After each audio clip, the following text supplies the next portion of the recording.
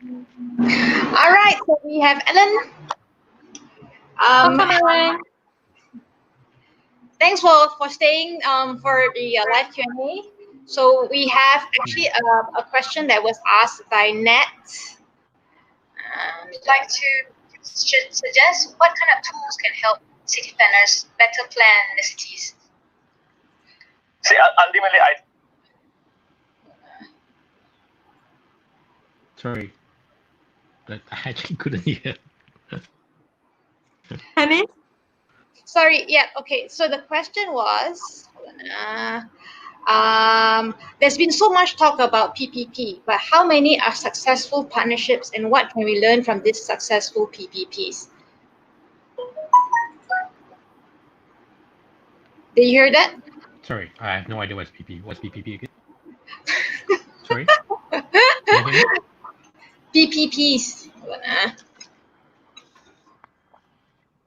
Nat, would you like to elaborate your question Why if could you're the here internet with still us?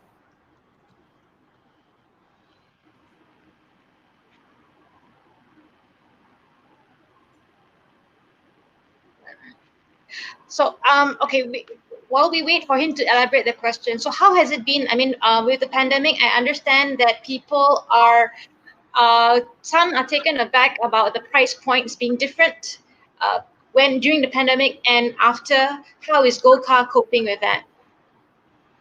Well, it's actually not much difference for us, right? For the fact that the moment the RMCO came about, sorry, when the it's partially lifted, Yeah. transportation has been going up about 70-80%. Yeah. Which means that our revenue also was slowly climbing back up. Of course, you get a price disparity in terms of people are very used to the lockdown prices, which is actually not a permanent price, right? It's based on demand and supply. of course, you get a price disparity. So is someone talking or is this an echo to me? No, I think it's just a Echo. it was Okay. just an interruption. All Go right. ahead. Yeah. So I think everything is back to almost normal, except of course user behavior and everything all changes. So we also have come up with many type of services, products that cater to the new normal in terms of the pricing, in terms of availability, plus the supply and demand. So what we did was that we focused on dynamic pricing, which means that you have to book early if you want to get a really cheap price. Yeah. You want to if you want to use it on demand, then of course it'll be slightly pricier because of the volume of cars that we have. Then the last thing is that what we did is that we did something called a free floating, where we allow people to pick up a car from one point and drop it off another point, and that one is counted by the minutes. So it helped ease the public back into using transportation isolated, and it give them a sense of security in a way. Yeah, that's what's been happening in Golkar. And you actually do encourage long distance rides, but how will I know people are now just starting to travel again out of state. How has that affected you? Actually, it's been great, right? Especially when we launched the free floating, a lot of people are taking our cars out of state, going to Perak, Penang, Kelantan, especially. It seems that a lot of people are heading back to Kelantan. So interstate traveling has been quite good for us. So, and because of the new products, it's even better because now they can pick up the car and just drop it in another state and then when they want to come back, they just pick up the car again and come back. Yeah. And they are able to go one way as well. Yes, of course. Yeah, that's why we purposely build this product because we know that from now on, transportation will change slightly a bit, right? Because look at the social distancing we have to do in the buses. Then you have to book your air tickets. You don't know how, what's the processes like if you want to take the plane. I'm sure now we have to go early. That sort of thing. I've not flew a plane since then, so Long I'm not waits. sure what's the processes. Yeah, I long think waits, there are right? longer waits, I guess, because of the more checks in place, right? Exactly. I assume so. That's why traveling by a car, it seems to be the most viable option, right? One car fit four fellas and it's almost good enough. And if not, then you just take a bigger car and then you just drive everyone back to wherever you come from. That's it. And when they leave the cars wherever they leave it, what's the process like when it comes to sanitization? Because I think that is something that people are very concerned about now. At the moment, yeah. Okay. So what happens is that the moment they drop off the car, it's that we will send either our own team to go and sanitize the products, the car, sorry, or we get a third party to come in to help us sanitize. Unfortunately, I admit, sometimes the book frequent to the point that we can't stop the car in time. So we always tell our users, please be conscious, be civil about using the car, right? There's wipes in the cars that we left in the car, so wipe down the steering after you use it. Don't try to be contaminate our car for no reasons. User mindset. That's one of our biggest challenge. So there's a lot of give and takes when it comes to sanitizing the car and making sure that user also do the same responsibility towards the car.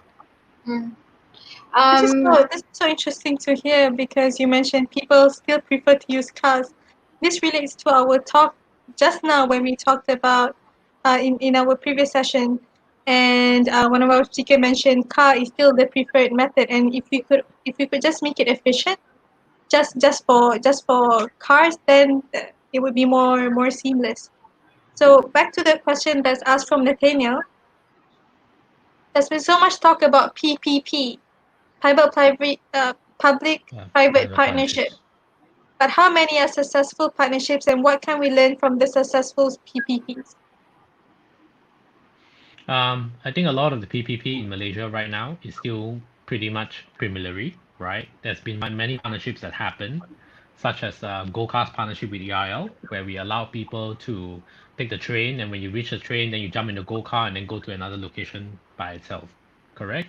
And then you have many other partnerships that happen. Unfortunately, those partnerships are just not synchronized yet. I guess a lot of the And why is stakeholders it not needed more synchronized? data. Because I think they need more data in order to see how can we build a seamless ecosystem. And of course, then you need someone to come up, especially maybe the government, to say that, hey, this is the policy.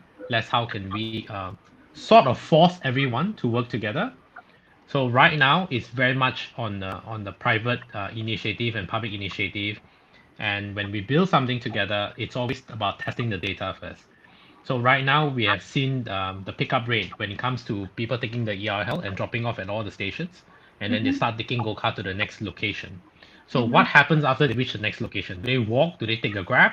Do they use another transportation to go to the next destination? So those are the things that we need to find out.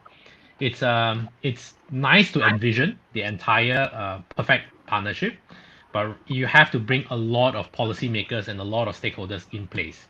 So go-car alone with ARL won't be enough, right? We will need to talk to the ride hailings. We need to talk to the other public transportation just to make sure that we are aiming towards the same objective. So unfortunately, those objectives are the type that we need to synchronize and we need to align in a very strong sense of word with the government and with all the private sectors, public sectors, and all the stakeholders. So someone need to lead that conversation. We are trying, and yet there's a lot of convincing to do. Imagine you're dealing with a lot of personalities out there. Yeah. Yeah. I All was just right. about to ask, why aren't you doing it? And then you said, go kart, we are trying. Sorry, what do you mean? What do you say? When you said someone has to come, I was about to say, why won't you be the someone? But you already said it. Go kart is trying, so okay, you just Yeah, saved yeah, yeah. yourself there from being roasted by me. Yeah, we were working on it, right? And I'm always having conversation with all the stakeholders. You can't believe how many lunches or how many teas that I have, how many coffee that I have already, right? And some move a bit slowly. But I guess even if I'm not the one that wrap everything up together, but as long the conversation starts and it will echo, right, some way or another. So that's something what I'm hoping for in the next 10 years or next 5 years. Hopefully next 5 years. Yeah. Hopefully shorter.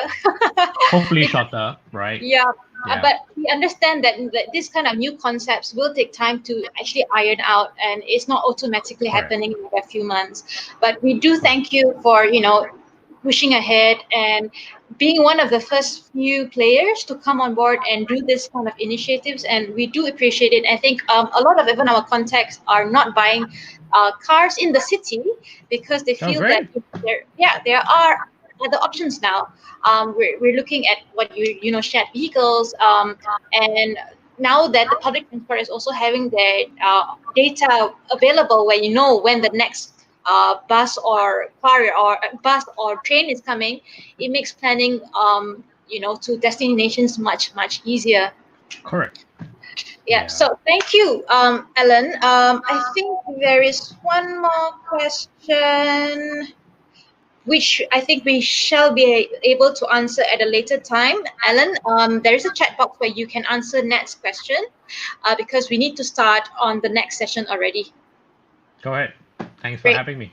Thank you so much, Ellen. Have a great day. You too, both of you. Bye, Hannes. Bye, Sarah. Bye. Take good care. Bye, Ellen. Bye.